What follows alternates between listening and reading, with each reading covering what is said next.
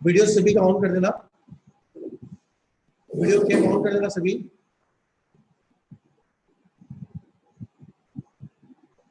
Yes, good morning. आज अपना chapter number 2, आज अपना चैप्टर नंबर 2 जो है Gauss's law and its application. Chapter number 2 है अपना Gauss's law and its application. इसके बारे में अपन आज पढ़ेंगे। गाउस का नियम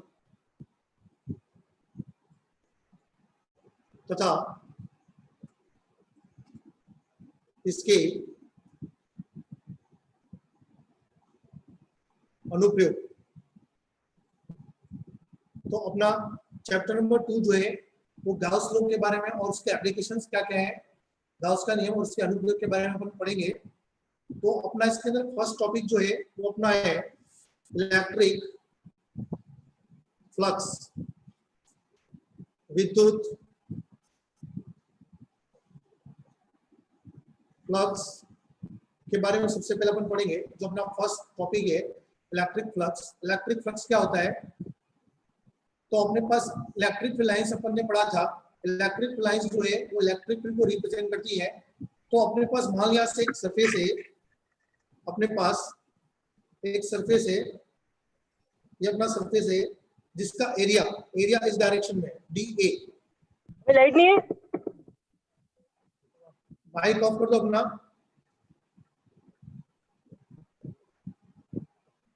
ये अपने पास DA इसका डायरेक्शन है एरिया का, यहाँ पर ये DA।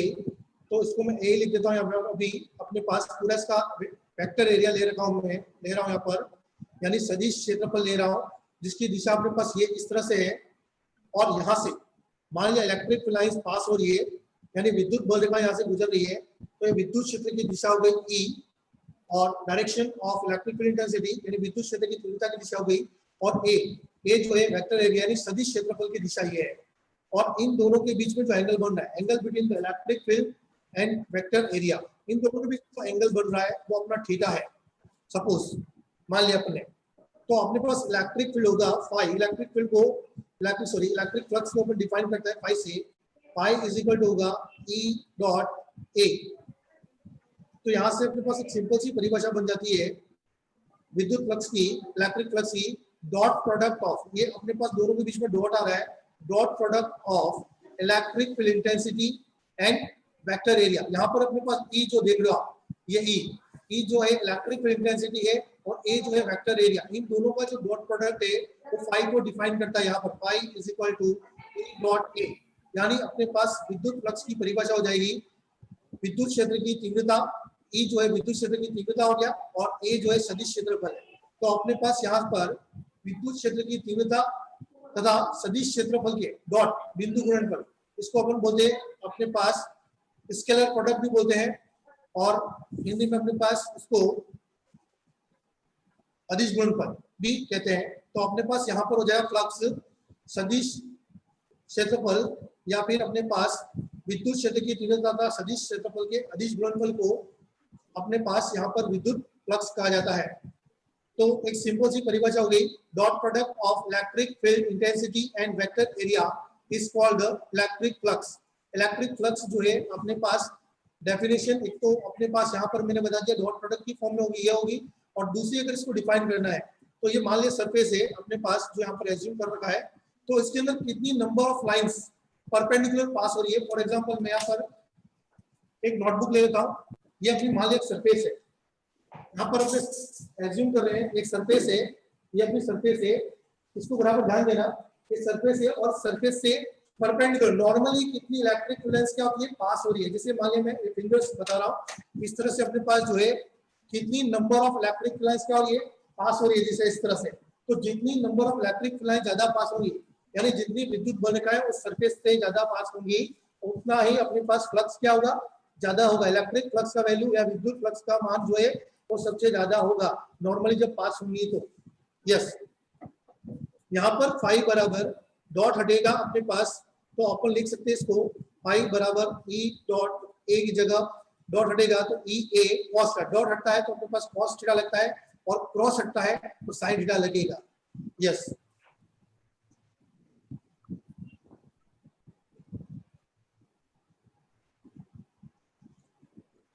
इलेक्ट्रिक फ्लक्स यहां पर अपन ने डिफाइन किया था phi is equal to E dot A, E dot A. अपने पास यहाँ पर मैं एक सेगमेंट ले लेता हूं, ये अपने पास एक सरफेस है, एक सरफेस के अंदर ये एरिया का डायरेक्शन है और यहाँ से अपने पास जो है ई का डायरेक्शन है। तो अपन एक सेगमेंट की बात करते हैं। सेगमेंट मतलब एक टुकड़ा ले लिया मैंने जिसके अंदर एक सदिश क्षेत्रफल है, सदिश क्षेत्रफल की दिशा ये इस तरह से है और ई जो है इस तरह से अपने पास है। इन दोनों के बीच में जो एंगल बन रहा है वो थीटा बन रहा है, थीटा एंगल बन रहा है। तो अपने पास यहाँ से मैं इसको इंटीग्रेशन की फॉर्म में लिखूंगा तो phi d phi is equal to integration E dot D A, क्योंकि अपने पास अगर यहाँ से एरिया जो है मैं स्मॉल ले रहा हूँ, इसका एरिया जो डी है तो अपने पास डी ए लिखेंगे यहाँ से, तो इसका डायरेक्शन डी ए का ये हो जाएगा। यानी अपने पास वेक्टर एरिया लिया है, वो अपने पास एरिया जो है स्मॉल ले लिया मैंने, तो फ्लक्स जो प्रोड्यूस होगा वो भी अपने पास स्मॉल होगा। यहाँ से बोथ साइड इंटीग्रेशन करेंगे अपने पास तो डी फाई का हो जाएगा फाई और integration E dot D A होगा और वापिस यहाँ से डॉट हटेगा तो अपन लिख सकते हैं E D A cos theta, ये कॉस थीटा हो जाएगा अपना। क्लियर यहाँ तक? Yes sir. Yes sir. Mike off कर देना, माइक ऑन है वो ऑफ कर देना, वीडियो ऑन कर दो सभी अपना, जिनका वीडियो ऑफ है वो वीडियो ऑन कर दो, कैम ऑन कर दो।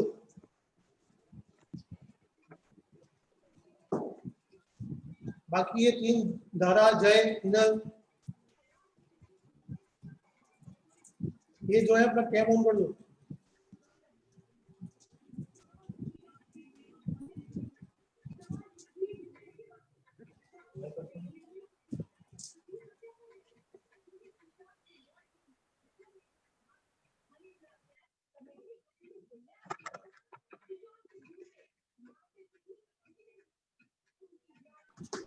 यस, यहाँ पर अपने पास दो केस होंगे। केस फर्स्ट अपन पढ़ेंगे, केस फर्स्ट इसमें होगा सपोज केस फर्स्ट ई और ए या डी ए अपने पास जो है ई और D A both are in same direction, both are in same direction, दोनों अपने पास सेम डायरेक्शन। मान लिया अपने पास ई जो है ऊपर है और डी ए भी जो है वो अपना ऊपर है, दोनों सेम डायरेक्शन में, तो थीटा जो अपना होगा वो जीरो हो जाएगा। इस कंडीशन में जो थीटा है वो जीरो होगा तो फ्लक्स का वैल्यू जो है phi is equal to integration E dot D A. देखो डॉट हटेगा अपने पास, यहाँ से डॉट हटेगा तो कॉस थीटा लगेगा, फाई इज इक्वल टू होगा E D A cos theta और थीटा का वैल्यू अपने पास जीरो होगा तो यहाँ से अपन लिखेंगे phi is equal to E D A cos zero और कॉस जीरो का वैल्यू होगा अपना 1 और कॉस जीरो का वैल्यू 1 होगा तो अपने पास हो जाएगा E D A cos zero का वैल्यू मैंने यहाँ से कर दिया, इसका वैल्यू अपने पास 1 हो जाएगा तो यहाँ से अपने पास आएगा ई डी ए और ई जो है इसको बाहर लेंगे और डी ए का इंटीग्रेशन होगा तो अपने पास ओवरऑल जो मिलेगा फाई इज इक्वल टू ई ए और ई ए जो होगा वो मैक्सिमम हो जाएगा इस कंडीशन में फ्लक्स, क्योंकि डी ए का इंटीग्रेशन जो होगा वो अपने पास ए होगा। यस, यहाँ तक क्लियर केस जो फर्स्ट थी का वो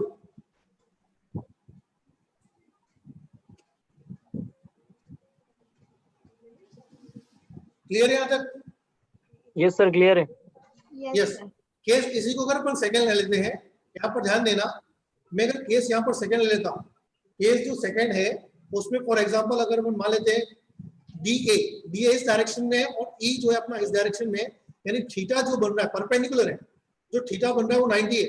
अगर मान लिया अपने पास इस तरह से कंडीशन है, इधर देखना सभी, ये अपने पास इस तरह का कंडीशन है, अगर इलेक्ट्रिक फील्ड जो है इस डायरेक्शन में अपना, ये इलेक्ट्रिक फील्ड का डायरेक्शन है, और इस तरह से अपने पास जो है अपर डायरेक्शन में जो है वो वेक्टर एरिया है, सदिश क्षेत्रफल है, तो इन दोनों की होगा 90 डिग्री होगा। तो अपने पास यहाँ से मैं थीटा जो 0 था इसको 90 कर देता हूँ, ये परपेंडिकुलर हो जाएंगे, तो अपने पास यहाँ पर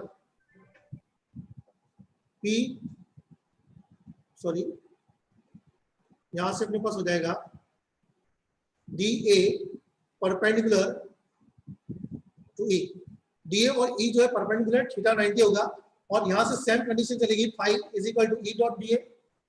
यहां पर ध्यान देना सभी, आप नोट कर लेना आराम से, पहले इधर देख लो, देखो यहां से अपने पास केस जो अपना सेकंड है, केस सेकंड में यहाँ पर थीटा 90 हो गया, E डॉट DA सेम चलेगा अपना जो पहले था केस फर्स्ट में, डॉट हटाया अपन ने cos थीटा किया सेम, और cos यहाँ पर जो अपन ने लिखा था थीटा 0 था, वो वहां पर अपने पास वैल्यू आ जाएगा cos 90, यहाँ पर अपना जो है वो वैल्यू हो जाएगा cos 90, और cos 90 का वैल्यू है वो अपने पास होगा यहाँ पर अपना 0।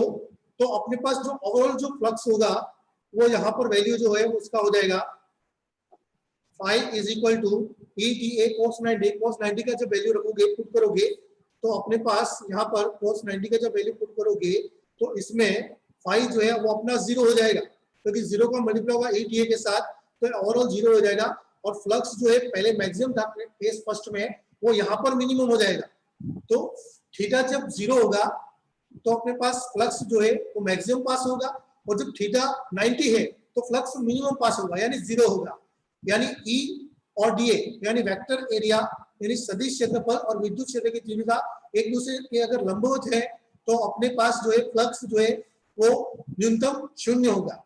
लेकिन यही अगर अपन केस फर्स्ट की बात करते हैं कि अगर अपने पास दोनों अगर सेम डायरेक्शन में है, यानी समान दिशा में विद्युत क्षेत्र की तीव्रता इलेक्ट्रिकल इंटेंसिटी, या फिर अपने पास यहाँ से सदिश क्षेत्रफल वेक्टर एरिया अगर दोनों सेम डायरेक्शन में है, समान दिशा में है, तो अपने पास जो फ्लक्स पास होगा या फ्लक्स जो प्रोड्यूस होगा वो अपने पास मैक्सिमम होगा, EA होगा।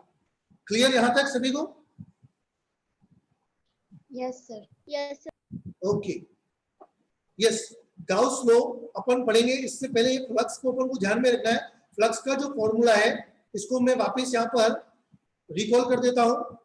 फ्लक्स का जो फॉर्मूला है वो अपन को ध्यान में रखना है, फाई इज इक्वल टू जो इस पूरे चैप्टर में चलेगा, आप ध्यान देना थोड़ा, क्योंकि ये चैप्टर पूरा गाउस लॉ और इससे एप्लीकेशन पर है, तो गाउस का नियम तो इसके अनुप्रयोग का है, तो गाउस लॉ में फाई अपना जो फ्लक्स जो है वो आएगा, तो एक फॉर्मूला आप लोगों को ध्यान में रखना, पूरे चैप्टर 3 और चैप्टर में काम में चलेगा एज अ फॉर्मूला काम DA। यस, यहाँ पर अपन इसकी बात करते हैं, नॉट में डिफाइन करता हूँ इसको, किससे डिनोट करते हैं, तो अपन सबसे पहला पॉइंट इलेक्ट्रिक फ्लक्स को फाई से डिनोट करते हैं। यहाँ पर देखना, नोट कर लेना, मैं आपको टाइम दे दूंगा ऐसा हो तो आप बराबर यहाँ पर ध्यान दे। फाई को सॉरी इलेक्ट्रिक फ्लक्स को यहाँ पर फाई से डिनोट किया जाता है, इसको अपन फाई से डिनोट करेंगे। सेकेंड अपने पास जो है स्केलर क्वांटिटी है, स्केलर क्वांटिटी होगी, और सेकेंड हो गया थर्ड सुनना, इसका यूनिट क्या होगा, तो यूनिट कैसे डिटरमाइन करेंगे, तो यहाँ पर देखना यूनिट कैसे होगा, तो यूनिट ऑफ इलेक्ट्रिक फ्लक्स का यूनिट कैसे होगा, तो अपने पास यहाँ पर इलेक्ट्रिक फील्ड इंटेंसिटी का यूनिट बनता है, याद है किसी को इलेक्ट्रिक फील्ड इंटेंसिटी का unit? Yes okay, yes repeat करना, N/C। वेरी गुड, न्यूटन पर कूलम। तो फाई का यूनिट होगा यहाँ से इलेक्ट्रिक फील्ड इंटेंसिटी का होगा न्यूटन पर कूलम इनटू एरिया का क्या होगा मीटर स्क्वायर, तो अपने पास इसका यूनिट हो जाएगा जो है न्यूटन मीटर स्क्वायर पर कूलम, या इसको लिख सकते हैं newton metre square coulomb inverse, ये अपने पास यूनिट हो जाएगा unit of electric flux. Clear? Yes sir. Yes, इसी का अगर डायमेंशन निकालना है तो डायमेंशन कैसे निकालेंगे, फोर्थ पॉइंट अपना डायमेंशन याद है किसी को, इलेक्ट्रिक फील्ड इंटेंसिटी का डायमेंशन?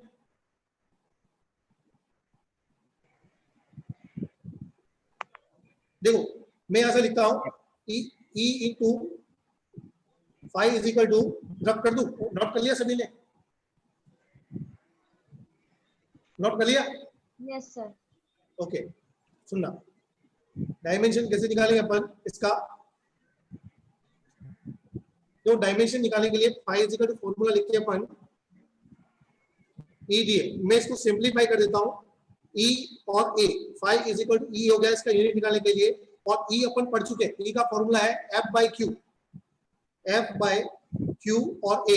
देखो डायमेंशन लिखना इजीली हो जाएगा अपने लिए, फोर्स का डायमेंशन जो होगा m1 L1 T माइनस 2, देखो यहां से अपने जो फोर्स का जो डायमेंशन है m1 L1 T माइनस 2 है, और एरिया का हो जाएगा L स्क्वायर, मीटर स्क्वायर यहाँ पर अपने पास हो जाएगा, तो L स्क्वायर यहाँ से इसका डायमेंशन हो जाएगा एरिया का, अपॉन चार्ज का हो जाएगा A1 T1, जो अपन चैप्टर नंबर फर्स्ट में डिस्कस कर चुके हैं। Yes, phi is equal to, इसको सॉल्व करने के बाद हो जाएगा अपना m1 L जो है 1 और ये दिख रहा है 2 और 1, ये पावर जो है ऐड हो जाएंगी, तो पावर हो जाएगा अपना ओवरऑल 2 प्लस 1 3, और a t का जो पावर है, t का माइनस 2 है और ये प्लस 1 है, ऊपर जाएगा ये माइनस में हो जाएगा, तो t की पावर जाएगा माइनस 3 और a की पावर जो है वो माइनस 1 होगा, तो ये 5 का डायमेंशन हो गया। Clear? Yes sir. Yes, next है अपने पास फिफ्थ पॉइंट, इसका फिफ्थ पॉइंट जो है वो अपने पास यहाँ पर ध्यान देना कि फ्लक्स का जो वैल्यू कब पॉजिटिव होगा कब नेगेटिव होगा। तो यहाँ पर अपन बात करते हैं फ्लक्स का वैल्यू पॉजिटिव कब होगा, व्हेन थीटा, जब थीटा जो है 0 to 90 हो, यानी अपने पास जो है फ्लक्स का वैल्यू जो है पॉजिटिव कब होगा,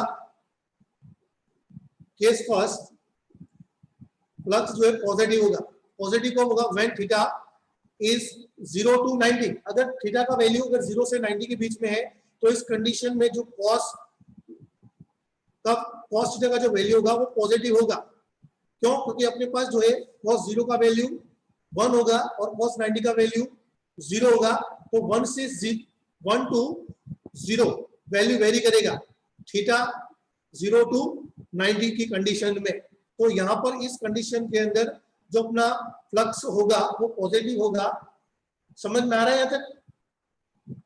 Yes, sir. यस, यही अगर अपन फ्लक्स की बात करते हैं, अगर नेगेटिव कब होगा, तो कंडीशन केस सेकंड हो जाएगा अपना, ये केस फर्स्ट था अपना यहाँ पर, अब केस सेकंड की बात करता हूं मैं। केस सेकंड में क्या होगा, यहाँ पर देखना अपने पास जो है फ्लक्स नेगेटिव कब होगा, तो नेगेटिव जो है वो अपने पास होगा थीटा 92 अपने पास 180, 92 अगर 180 होगा तो अपने पास जो है फ्लक्स जो है वो नेगेटिव हो जाएगा, यानी विद्युत जो फ्लक्स है उसका वैल्यू नेगेटिव हो जाएगा, यानी अपने पास cos थीटा का जो वैल्यू है यहाँ पर वो नेगेटिव होगा। इसलिए अपने पास जो ओवरऑल जो फ्लक्स का वैल्यू आएगा वो भी नेगेटिव होगा, क्योंकि cos थीटा 90 to 180 के बीच में नेगेटिव होगा, तो अपने पास cos जो थीटा आ रहा है उसका वैल्यू नेगेटिव होगा यहाँ पर, तो ओवरऑल जो वैल्यू आएगी वो भी अपने पास नेगेटिव होगा, तो फ्लक्स जो है इस कंडीशन में नेगेटिव हो जाएगा। Clear? Yes sir. Yes sir. Okay, ये अपना फ्लक्स हो गया कंप्लीट, इलेक्ट्रिक फ्लक्स के बारे में हो गया, विद्युत फ्लक्स के बारे में हो गया। अब अपना नेक्स्ट इंपॉर्टेंट टॉपिक है जो क्वेश्चन बोर्ड में पूछा जाता है हमेशा, एक नंबर का क्वेश्चन लो का बारे में पूछा जाता है, Gauss law, state the Gauss law for the electrostatic. Electrostatic है, सुनना, गाउस लॉ भी दो तरह का है, एक तो इलेक्ट्रोस्टैटिक के लिए और एक मैग्नेटिज्म के लिए। तो अपने पास क्वेश्चन पूछेगा कि Gauss law, right the Gauss law या स्टेट द गाउस लॉ, अगर वहां पर ओनली आता है कि राइट द गाउस लॉ या स्टेट द गाउस लॉ, वहां पर डिफाइन होता है इलेक्ट्रोस्टैटिक के लिए लिखना है, मैग्नेटिज्म के लिए लिखना है, इसके लिए लिखना है, तो अपन को सिंपल सा इलेक्ट्रोस्टैटिक के लिए ही लिखना है जो भी अपन पढ़ेंगे। यस, नेक्स्ट अपना हो जाएगा Gauss law.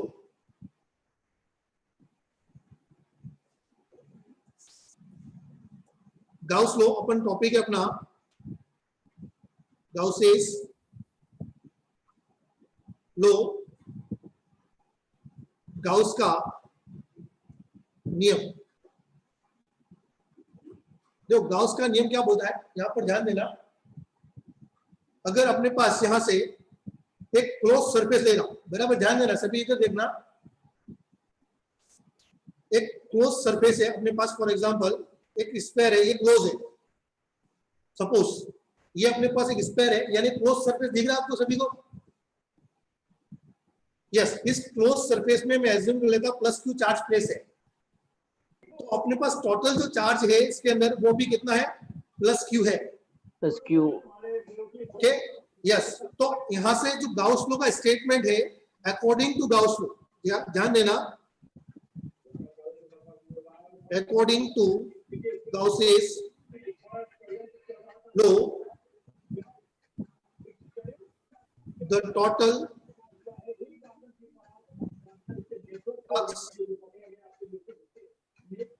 total flux passes through any closed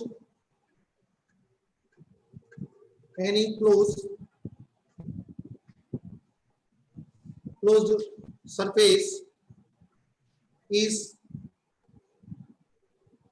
equal to 1 upon epsilon naught times of net charge that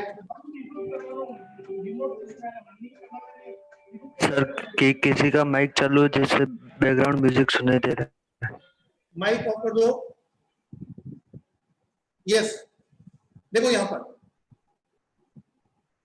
अपने पास गाउस लॉ लिखा है मैंने, या नोट कर लेना आप लोग, इधर देखो सुनना बराबर, ये इंपॉर्टेंट अपना टॉपिक है, एग्जाम में इस पर क्वेश्चन भी आता है और इसका डेरिवेशन भी आता है। टोटल जो है एक तो 1 नंबर का गाउस लॉ होता है 1 मार्क्स का, और 3 नंबर का इसके साथ डेरिवेशन होगा जब ना, तो टोटल 4 मार्क्स का जो क्वेश्चन होगा, 1 नंबर का अपने पास गाउस लॉ लिखने का आएगा, डेफिनेशन हो सकता है, इसका स्टेटमेंट हो सकता है।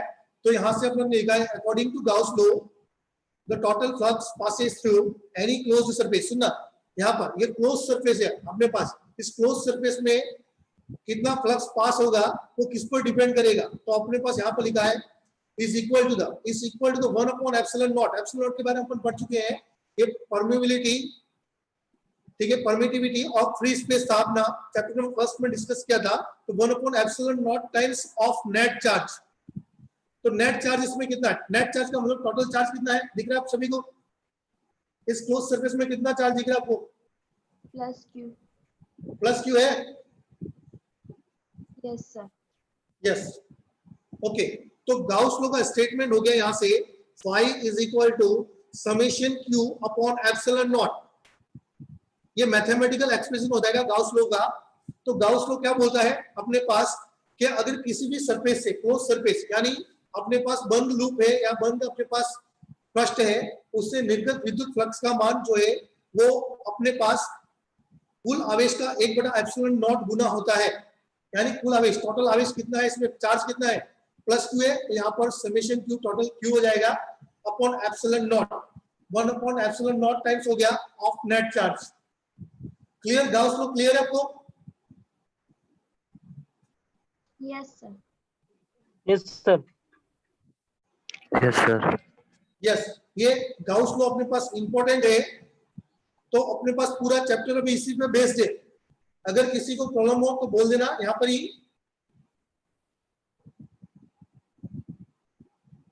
कोई प्रॉब्लम है किसी को? No sir. ओके, यहां पर इरेज कर रहा हूं मैं इसको।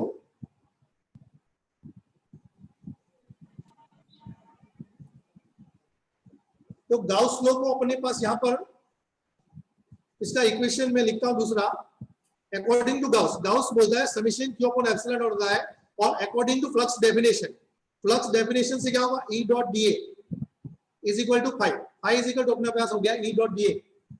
तो ये इक्वेशन फर्स्ट है और इक्वेशन नंबर 2 है। तो यहां पर ध्यान देना, तो गाउस लॉ का दूसरा स्टेटमेंट अपने पास या मैथमेटिकल एक्सप्रेशन से जो अपना इक्वेशन है, तो अपन दूसरा लिख सकते हैं, phi is equal to E dot dA is equal to summation Q upon epsilon naught, ये भी अपन लिख सकते हैं। क्लियर? Yes, sir. पहला जो है Yes.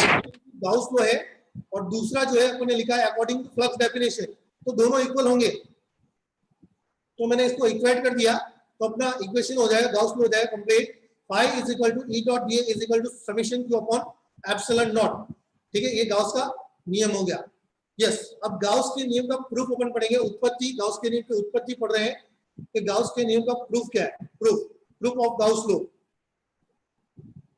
अपन को प्रूफ करना है। phi is equal to summation Q upon epsilon naught होता है। यस, मैं यहां से एक स्क्वायर लेता हूं। एक स्क्वायर का जो रेडियस है वो अपने पास r है यहाँ पर, और अपना पास यहाँ पर इस सेंटर पे प्लस क्यू चार्ज प्लेस है। तो अपने पास जो इलेक्ट्रिक फील्ड की जो डायरेक्शन होगी और उसका जो डायरेक्शन होगा इलेक्ट्रिक फील्ड का, वो अपने पास आउटवर्ड होगा। अपन पहले बात कर चुके हैं चैप्टर नंबर 1 में, जो इलेक्ट्रिक फील्ड का जो डायरेक्शन हो पॉजिटिव चार्ज से आउटवर्ड होगा।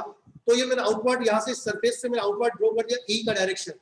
सेकंड, यहाँ से एक सेगमेंट ले लेता हूँ इस स्क्वायर का। ये सेगमेंट लिया मैंने, एक टुकड़ा लिया यहाँ से, ये सेगमेंट ले लिया। इस सेगमेंट का अपने पास जो है क्षेत्रफल की दिशा, यानी इसका वेक्टर एरिया जो है इसकी डायरेक्शन बाहर के इस तरह से होगी। यानी जो ई है विद्युत क्षेत्र की तीव्रता, इलेक्ट्रिक फील्ड इंटेंसिटी और वेक्टर एरिया दोनों की डायरेक्शन सेम है, तो जो थीटा होगा अपना वो अपने पास दोनों का सेम डायरेक्शन में होने से थीटा 0 हो जाएगा। तो दोनों विद्युत क्षेत्र की तीव्रता और सदिश क्षेत्रफल में जो कोण बन रहा है वो शून्य है यहाँ पर। तो दोनों समान दिशा में होने से शून्य, जो अपन केस अपन पहले पढ़ चुके हैं इलेक्ट्रिक फ्लक्स में, विद्युत फ्लक्स में। अब यहाँ पर अपन बात करते हैं according to definition of flux. Flux की डेफिनेशन से मैं लिखता हूं phi is equal to E dot A. Yes, dot हटेगा अपने पास यहाँ पर ई डी ए, यहां से अपना हो जाएगा phi is equal to E D, dot हटेगा अपने पास यहां से E D A, cos theta होगा, और cos थीटा, थीटा का वैल्यू अपने पास 0 है, तो यहाँ पर 0 वैल्यू पुट कर दोगे ऊपर, तो डी ए cos 0 हो जाएगा और cos 0 का वैल्यू होगा 1। तो अपने पास phi जो अपना आ रहा है ई इंटीग्रेशन ई डी ए, सुनना है यहाँ से। अब हम बात करेंगे चैप्टर नंबर 1 में, जो electric field intensity due two point charge था, बिंदु आवेश के कारण जो विद्युत क्षेत्र की तीव्रता का सूत्र था, जो मैंने लिखवाया था चैप्टर नंबर 1 के अंदर, वो अपना था E is equal to K Q upon R square. और यहाँ से इसका वैल्यू अपन रखने से पहले मैं यहाँ पर लिख देता हूँ phi इज इक्वल टू ई को बाहर ले लिया, कांस्टेंट है, और डी ए का इंटीग्रेशन करना अपन को, डी ए का इंटीग्रेशन करना है, और डी ए का इंटीग्रेशन करेंगे तो यहाँ से ये अपना हो जाएगा ए। अब यहाँ से दो वैल्यू अपन को पुट करनी है। एक तो इलेक्ट्रिक फील्ड इंटेंसिटी का जो वैल्यू मैंने पहले ही रख दिया यहाँ पर E is equal to K Q upon R square, विद्युत क्षेत्र की तीव्रता का जो बिंदु आवेश के कारण थी वो इसका मान यहाँ पर रखेंगे। और दूसरा, ये अपने के स्क्वायर है, एक गोला है, गोले का क्षेत्रफल किसी को पता है? यस, गोले का क्षेत्रफल, area of square 4 pi r square. 4 pi 4 pi r square. Very good. ए जो है वो अपने पास होगा 4 पाई आर स्क्वायर, ये अपने पास वैल्यू होगी। यस, इन दोनों का वैल्यू जो है मैं फाई में पुट करता हूँ। देखो एक फाई है, उसमें पुट करता हूँ, एक तो ए का वैल्यू, और ए का वैल्यू है अपना, और दूसरा है जो ई का वैल्यू, इसमें पुट करेंगे अपन, तो अपना इक्वेशन होगा phi is equal to K Q upon R square into 4 pi R square. बराबर ध्यान देना यहाँ पर, ये आर स्क्वायर से R square cancel, phi is equal to हो जाएगा के क्यू इंटू 4 पाई। यस, के अपन पढ़ चुके हैं चैप्टर नंबर 4 फर्स्ट में, 1/4 पाई एप्सिलॉन नॉट होता है अपना, इसका वैल्यू अपन यहाँ पर पुट करेंगे तो फाई इज इक्वल टू अपना हो जाएगा 1/4 पाई epsilon not into Q into 4 pi. Yes, देखो मैंने कुछ भी नहीं किया यहाँ पर, अपने पास जो के क्यू 4 पाई आ रहा था, के का वैल्यू चैप्टर नंबर 1 में कूलम्ब्स लॉ में अपन ने पढ़ा था, के इज इक्वल टू था 1/4 पाई एप्सिलॉन नॉट, इसका वैल्यू के की जगह मैंने पुट कर दिया, तो 1/4 पाई एप्सिलॉन नॉट इंटू क्यू का क्यू एज इट इज आएगा यहाँ से, और 4 पाई का 4 पाई भी एज इट इज है। यहाँ पर देखना 4 से 4 कैंसिल हो जाएगा अपना, पाई से पाई, तो अपना बच रहा है यहाँ पर phi is equal to Q upon epsilon naught. तो ये अपना गाउस लॉ है। Yes sir. थोड़ा यहाँ पर नहीं दिख रहा है, मैं इसको रिपीट कर देता हूं यहाँ से इस साइड। ये अपना फाई का वैल्यू आ रहा था K Q upon K Q into 4 pi बच रहा अपना, के का वैल्यू था 1 upon 4 pi epsilon naught. Visible है ना सबको यहाँ पर? Yes sir. Pi is equal to K का वैल्यू ऊपर पुट कर देंगे इसके अंदर, तो के का वैल्यू आएगा 1 upon 4 pi epsilon not into 4 पाई, और क्यू का क्यू पर एज इट इज रहेगा, 4 पाई से 4 पाई अपना कैंसिल हो गया, तो जो 5 बच रहा अपना वो बचेगा क्यू अपॉन एप्सिलॉन नॉट। तो जो अपन ने मैंने अभी बताया था गाउस लॉ का अपने पास मैथमेटिकल जो एक्सप्रेशन था वो फाई इज इक्वल टू क्या था, क्यू अपॉन एप्सिलॉन नॉट, यानी 1 upon epsilon not times of net charge, यानी टोटल जो फ्लक्स पास होगा किसी सरफेस से वो अपने पास नेट जो चार्ज है उसका 1 अपॉन एप्सिलॉन नॉट टाइम्स होगा। Clear? Proof of Gauss law? Yes sir. कोई problem? No, no sir. Yes. इसके अंदर जो डेरिवेशन है वो अपन आगे कल डिस्कस करेंगे।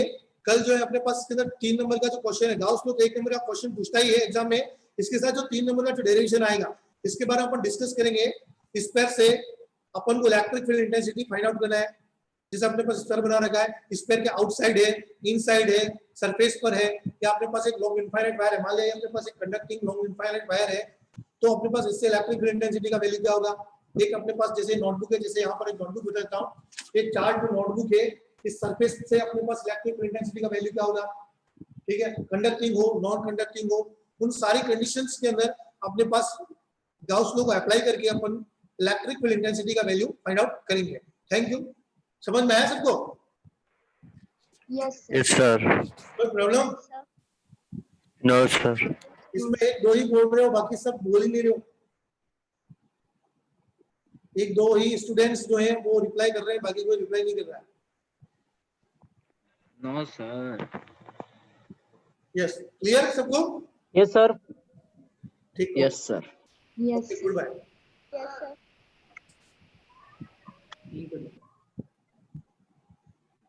यहाँ पे